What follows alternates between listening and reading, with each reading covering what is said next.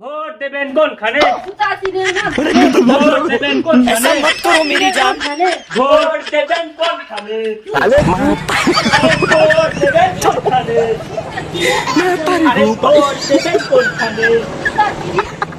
Vote দেবেন কোনখানে? আরে দিদি ভাই, আমি থাকতে তুমি কেন জানাচ্ছ? আমি আপনার কষ্ট দেখতে পাচ্ছি না দিদি ভাই। আমি থাকতে তুমি কেন এসব করছো? আমি সব ঝাঁটিয়ে দিচ্ছি।